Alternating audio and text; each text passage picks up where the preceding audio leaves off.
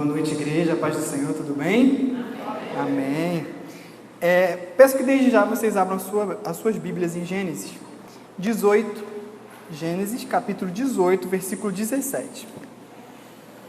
E já, de antemão, já venho falar que esse não será o texto principal da nossa mensagem. Ele simplesmente será usado para embasar esse primeiro momento, para poder dar sentido ao que nós iremos começar a falar. Hoje nossa pregação, nossa mensagem hoje aqui, o que Deus quer falar para o seu coração é de uma forma temática. Todos acharam? Quem achou, diga amém. Quem não achou, diga EBD. Então vamos prosseguir, porque eu quero liberar vocês até meia-noite hoje, tá bom? Amém?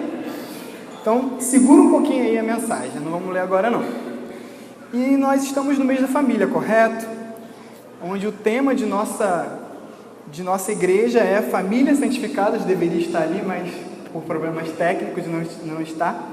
Famílias santificadas, famílias vencedoras. Vamos repetir? Famílias santificadas. Exatamente, muito bonito. E o pastor Efraim, no primeiro domingo do mês de maio, ele começou a falar sobre a família de uma forma generalizada, de uma forma unificada, no conjunto, né? A base familiar. A Jane, no segundo domingo, trouxe uma palavra mais direcionada às mulheres, às mães. Já o pastor André, no último domingo, que foi o terceiro, falou sobre os homens. Trouxe a palavra direcionada aos homens. E nada mais justo, eu como ainda não sou um pai, eu como ainda não tenho uma família que começou a partir de mim, vou falar da minha posição na minha família atual, que é como filho. Então nós hoje falaremos sobre a questão dos filhos. Amém? Eu vou pedir que vocês levantem a mão. Quem são os filhos que estão aqui presentes hoje? Levante sua mão. Nossa, eu pensei que todo mundo um dia foi filho. Eu não consegui entender por que muitos não levantaram a mão. Não sei, parece até que, tem pessoas no nosso meio que, aquele ditado antigo, é filho de chocadeira. Não, né, gente? Para quem não sabe, filho de chocadeira, para os mais novos, né, que talvez eles não saibam, filho de chocadeira a chocadeira é o que as granjas utilizavam, né, para poder acelerar o processo de chocar os ovos.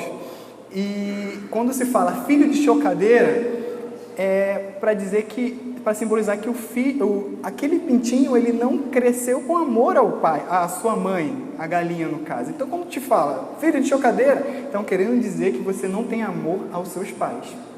E muitas pessoas direcionam isso até o diabo, né? Falam que diabo é o filho de chocadeira, justamente por isso, por negar essa paternidade, né? Por negar o amor que ele tinha por nosso Deus.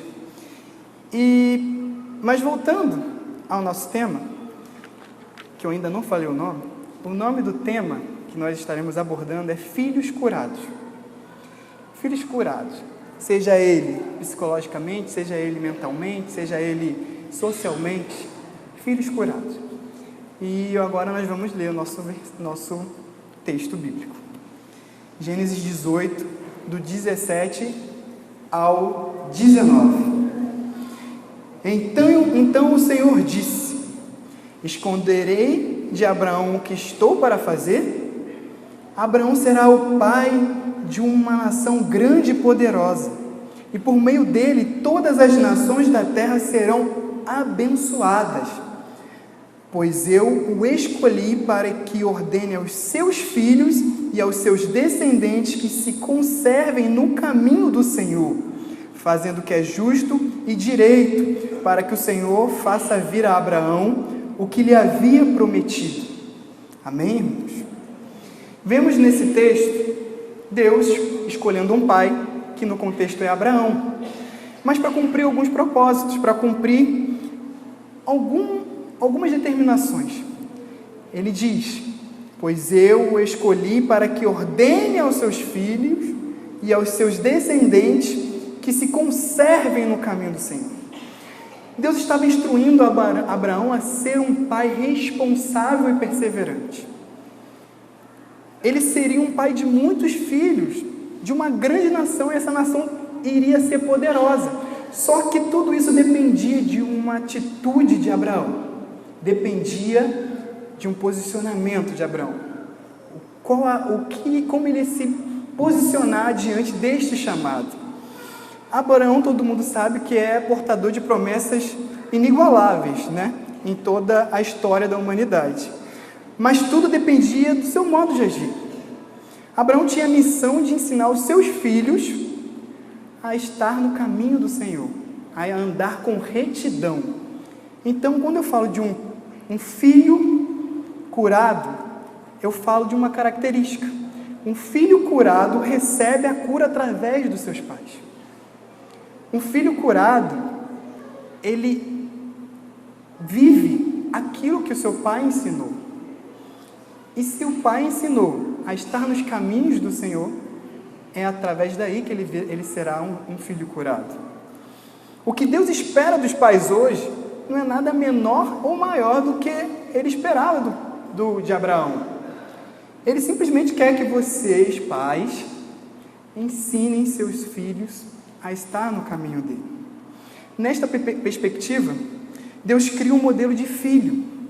Um filho criado segundo os ensinamentos do Senhor, que será, a partir daí, um filho curado, emocionalmente, psicologicamente, socialmente, como eu já tinha dito.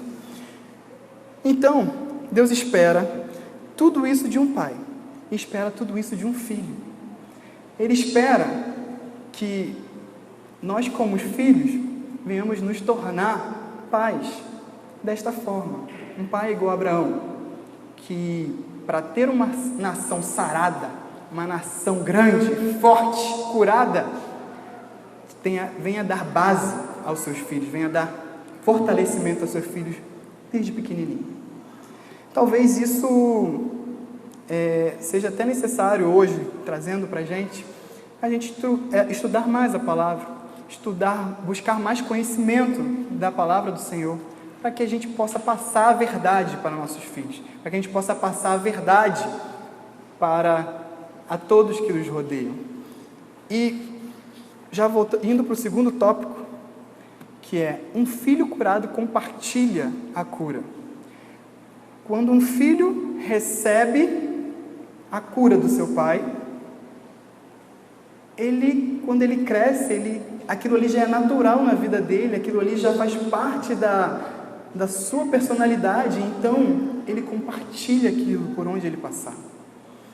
E agora eu vou pedir que você abra a sua Bíblia em 1 Timóteo 5,4, para dar base ao que nós iremos falar aqui neste momento. 1 Timóteo 5, versículo 4.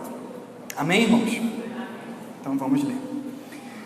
Mas, se uma viúva tem filhos ou netos, que estes aprendam primeiramente a pôr a sua religião em prática, cuidando de sua própria família e retribuindo o bem recebido de seus pais e avós, pois isso agrada a Deus. Amém. Neste capítulo dessa carta paulina, ela vem retratar um contexto onde aquela comunidade sofria com os relacionamentos que eles tinham. Era um relacionamento de descaso, era um relacionamento de arrogância, relacionamento de, enfim, muita coisa ruim. Então, a comunidade está corrompida. E a carta tem o intuito de exortar e disciplinar aquele povo, trazendo eles à realidade. E é assim que Deus faz na nossa vida. Deus vem nos ensinar a nos importar com o outro. Assim como como Deus falou aqui em Timóteo, Ele vem falar para a gente: precisamos nos importar com o outro. Quando eu sou um filho curado, eu compartilho essa cura que eu recebi, cuidando um do outro, cuidando das pessoas por onde eu passar, levando aquele amor que eu recebi lá no meu berço familiar para essas pessoas. Então não tem como ter descaso, não tem como eu andar sem nem querer saber da vida do outro, se está bem, se não está bem, se a pessoa está passando por dificuldades ou não. Não há essa possibilidade. E isso independente da situação que a pessoa se encontre. Se ela é viúva, se ela é enferma, se ela é inválida, independente da situação. Precisamos compartilhar esse amor. Lá atrás, no texto de Abraão, Deus vinha preparando a sua nação, os seus filhos, para não terem muitos problemas. Deus vinha falando para Abraão que se ele disciplinasse seus filhos nos seus caminhos, eles futuramente teriam menos problemas, obviamente. Porque aquele que anda procurando confusão por aí, só vai ter problema. Então, Abraão ensinou seus filhos dessa forma. Só que muitos outros pais da época de Abraão não ensinavam. Muitos outros pais da época de Abraão não se importavam com as leis do Senhor, não se importavam com o ensinamento do Senhor. Foi gerando uma complexidade posterior a isso, que a gente vive até hoje. A gente vive herança de muitas coisas hoje, nessa situação. E lá em Provérbios 22:6, fala a seguinte coisa: instrua a criança segundo os objetivos que você tem para ela, e mesmo com o passar dos anos, não se desviará dela. Então, eu repito, se você instrui seu filho nos caminhos do Senhor, ele passará por menos problemas futuramente, psicologicamente, socialmente, enfim. Mas assim, depois de ter ouvido tudo isso, aí você faz o seu questionamento. Então, eu simplesmente não fui criado assim, quando eu aceitei a Cristo, meus filhos já estavam grandes, eu não disciplinei meus filhos no caminho do Senhor. Quando minha mãe se converteu, eu já estava grande. Será que eu não tenho essa cura então? Não se desespere. Até o final da mensagem você vai entender o que eu quero te falar. E para o terceiro e último, terceira e última característica, a gente vai falar um pouquinho de um assunto meio que delicado, pois envolve muito a minha vida. E para eu conseguir chegar aqui e falar sobre isso, é uma questão de meio que de superação e cura primeiramente para mim. E eu já vou pedir que você abra a sua Bíblia em Juízes 11, do 1 a 3. Juízes 11, do 1 a 3. Vimos então que um filho curado, ele recebe a cura através de seus pais. Vimos que esse que recebe a cura através dos seus pais, ele não fica com a cura só para si, ele compartilha. E veremos agora que aquele filho curado, ele não é um filho de divórcio. Aquele filho curado, ele não é um filho de divórcio. Vamos entender por quê. Jefté, o gileadita, era um guerreiro valente. Sua mãe era uma prostituta. Seu pai foi Gileade. A mulher de Gileade também lhe deu filhos, que quando já estavam grandes, expulsaram Jefté, dizendo: você não vai receber nenhuma herança de nossa família, pois é filho de outra mulher. Então Jefté fugiu dos seus irmãos e se estabeleceu em Tobi. Ali, um bando de vadios uniu-se a ele e o seguia. Amém. Nascido de uma prostituta, aí já se instaura o divórcio na vida do pai de Jefté. Gileade possuía uma esposa e mesmo assim engravidou uma prostituta. Nessa época que ele fez isso, era uma época com bem mais preconceito do que nós temos hoje. E Jefté foi criado com seu pai nessa família que não aceitava, nessa família que só proferiam palavras de discriminação, palavras que vinham magoar, que vinham trazer Jefté a cada vez mais a sofrer. Não é tanto que ele foi expulso da sua própria casa para não ter direito à herança. Ele viu-se obrigado a fugir, até mesmo temendo pela sua própria vida. Em último, teve que ir morar com pessoas de má conduta, pessoas que não tinham uma boa fama. Agora pense na personalidade de Jefté. Pense no psicológico dele. Pense na característica dele emocional, como emocionalmente Jefté era. Muitos filhos acabam enfrentando caos que seus pais, às vezes, por escolhas erradas, trazem à vida deles. E ele tem que aceitar isso, porque não tem direito de escolha. O filho, ele às vezes sofre as consequências dos seus pais, a que não te pertence, mas ele é obrigado a engolir isso. E indo por esse lado mais psicológico da coisa, hoje temos situações bem parecidas, né? Muitos filhos vivem debaixo de más decisões de seus pais, e é imposta situações e ele fica gritando em silêncio. O filho grita em silêncio quando isso vem ocorrendo na sua frente. Às vezes ele fica se perguntando: por que isso está acontecendo comigo? Eu não pedi para nascer. São palavras assim comuns a crianças que vivenciam esses tipos de situação. E alguns sofrem descaso, alguns superproteção de outros, e brigas de autoridade. Muitas mães festejam quando impedem judicialmente do seu filho ver o seu pai, e vice-versa. Muitos pais somem, muitas mães somem, muitos pais, no geral, somem e largam seus filhos para viver com familiares, ou até mesmo para ser adotados em orfanatos. E eu não estou aqui condenando o divórcio, não estou aqui condenando essa prática. Eu só estou vindo aqui hoje, como filho, te instruir, te mostrar que um divórcio não tem a ver somente com o casal. Não é somente o pai e a mãe que sofrem. Os filhos sofrem muito. Isso se reflete não só na criança quando pequeno, pode refletir quando ele estiver adulto. Tem crianças que, pequenos, já mostram isso. Não conseguem se relacionar, tem medo de tudo, não conseguem falar, tem a dicção errada, é muito hiperativo, é muito não sossega, ou é muito calmo. Então, crianças sofrem com esse tipo de atitude também. E muitos se revelam na juventude, muitos se revelam na fase adulta,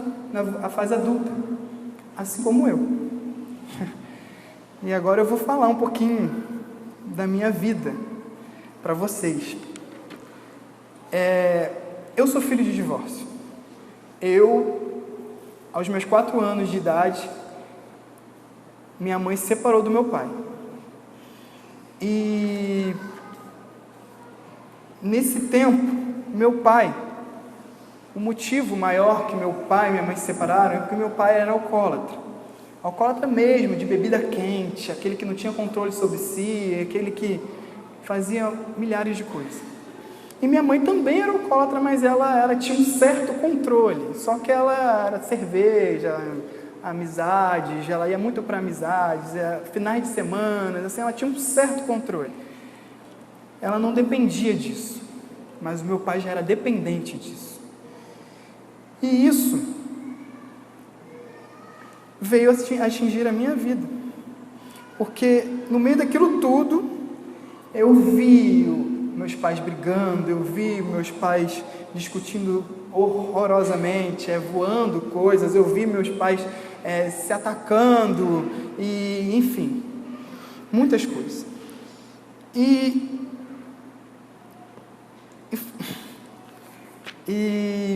eu estava num contexto familiar muito ruim também. Não tinha só isso acontecendo na minha vida. Tinha a questão de que eu morava com os meus avós. E junto com os meus avós, além de mim e da minha mãe, ainda tinha mais 6 tios. E todo final de semana era uma festa, porque a vida deles não era diferente da minha mãe. Era festa, gandaia, a gente entrava, a gente saía, aquela confusão, gente estranha, gente conhecida. Então, acontecia muitas brigas, acontecia muitas coisas e, enfim. A partir disso, eu fui ficando meio perdido ali, né? Meio desorientado nesse meio. Isso tudo foi mudando o Felipe que foi gerado inicialmente, segundo o coração de Deus ali no início de tudo.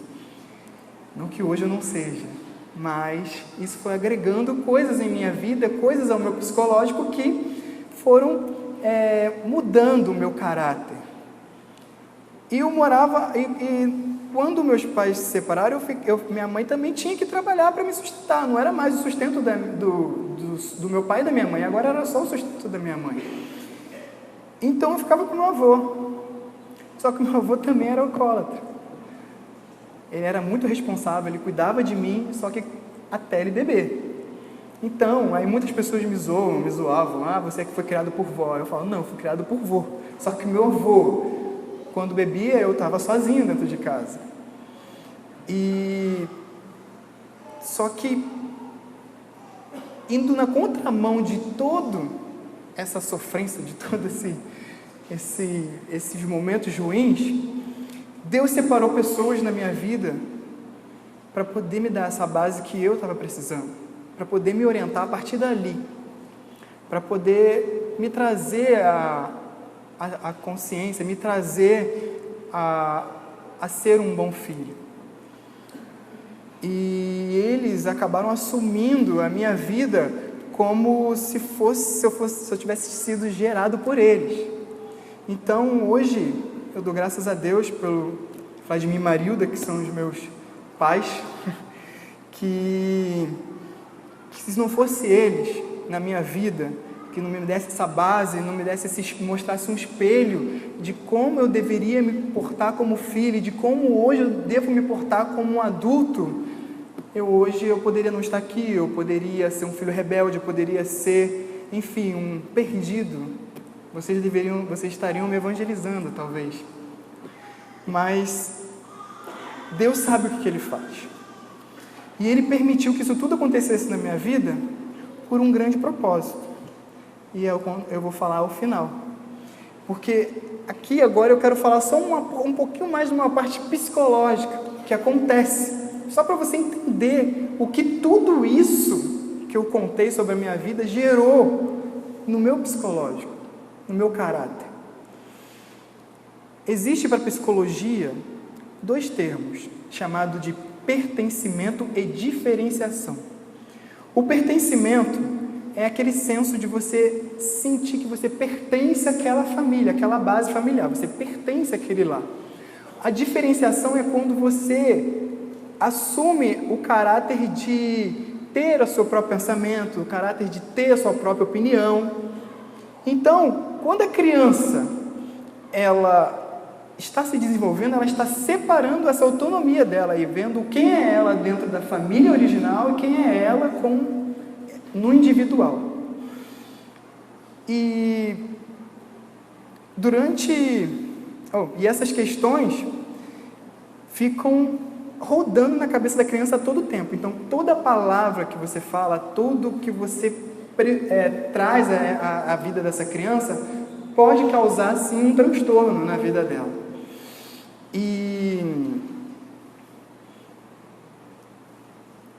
Só um minutinho.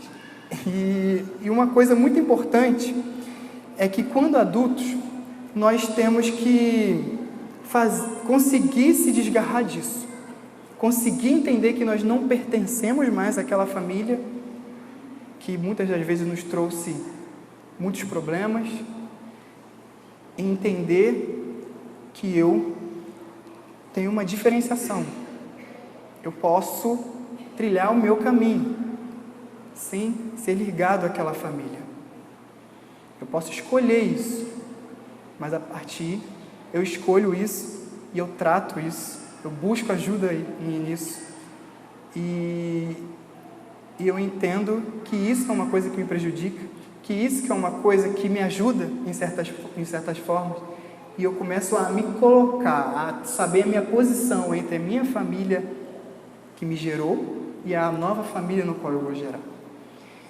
E esse tema, assim, surgiu na perspectiva de que eu não quero que minha família venha sofrer as coisas que eu sofri. Hoje eu e Kaliane completamos 14 meses de namoro. E a gente está encaminhando para um casamento, um futuro casamento. E eu não quero que os problemas que eu sofri na minha família, tudo que eu vivenciei no passado, venha interferir no meu relacionamento com a Kaliane. E você, como filho, não deve permitir que os problemas que você vivenciou no seu passado, devido à sua família, interferem nos problemas que você, na sua vida enquanto família hoje. Você, pai, não deve deixar que os problemas que você vivenciou na sua família venham dificultar a sua família hoje. Jamais. Não pode. Não dá. Porque a outra pessoa não tem culpa nenhuma. E você também não teve, eu sei. Mas você precisa entender que é preciso ser tratado. Eu não estou aqui, como eu já disse, botando a culpa nos pais ou condenando o divórcio. Não, eu estou aqui ressaltando, querido, que a gente precisa de cura, que a gente precisa ser filhos curados. Mesmo que tudo tenha dado errado na nossa vida para trás, hoje a gente tem uma certeza, e essa certeza é a seguinte: assim que, se alguém está em Cristo, nova criatura é. As coisas velhas se passaram, eis que tudo se fez novo, e tudo isso provém de Deus, que nos reconciliou consigo mesmo por Jesus Cristo e nos deu o mistério da reconciliação. Entenda, querido, que o que você viveu no passado tem que ficar no passado. Quando você aceita Cristo, quando você se direciona para uma vida de Cristo, os caminhos do Senhor, tudo está no passado. E você passa a escrever uma nova história, você passa a viver uma nova história, trilhar uma nova história. Deus te pega como se fosse uma caneta, vira a página e começa a escrever uma nova história.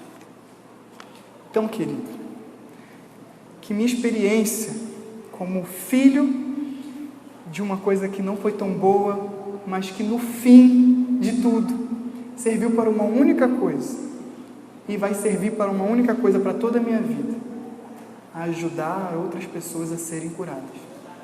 E assim como vocês, que vivenciaram muitas coisas na vida de vocês, muito sofrimento, muita complicação, a gente entende que nós somos complicados, temos problemas sim, temos que assumir que temos problemas. Não, você não pode entender que você é um santo, psicologicamente normal, não tem como.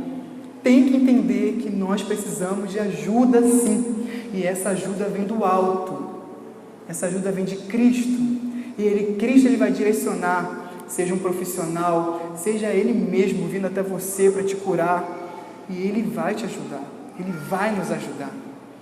Então, querido, que a minha oração hoje, e eu peço que o Milad já suba, que eu vou pedir uma canção assim em cima da hora, mas que não é tão em cima da hora, porque parece que a gente já estava em contato, porque o pastor Efraim já cantou essa música bem no início do culto, já pediu para o Milad tocar. Sara-me, Senhor, e sararei. Então a minha oração hoje, querido, é para que você se desprenda do seu passado ruim, se desprenda das coisas que foi ocasionado na sua cabeça, na sua mentalidade, nisso que você tem nojo, nisso que você fala assim: caramba, eu não consigo me livrar disso, que muitas das vezes foi ocasionado por uma palavra no passado, foi ocasionado por uma situação no passado, foi algo que te aconteceu enquanto família. Entenda isso, querido. A minha oração é para que você deixe isso aqui agora, nesse momento. Deixe aqui no altar, porque não há lugar melhor para a gente procurar cura, não há lugar melhor para a gente se render e deixar que Deus trabalhe, e deixar que Ele venha curar o íntimo do íntimo, lá onde a gente não consegue chegar. Então, querido, eu pedi que você se ponha de pé, e que você, se você tem algo que você queira largar, que você entende que foi ocasionado enquanto você enquanto família, num passado, numa palavra que proferiu, venha até o altar. Vou pedir ao pastor Efraim que venha orar para nós, porque eu vou me pôr ao altar também, porque eu preciso largar muita coisa aqui. Eu não posso ser hipócrita de falar que eu já fui curado, não, porque a cura é uma coisa constante e problemas psicológicos, coisas do nosso psicológico demoram um tempo, demandam um tempo para a gente sarar. Então, querido, se você quer deixar Deus mudar a sua vida, venha até o altar e se entregue a Ele. E entregue a Ele aqui os seus problemas.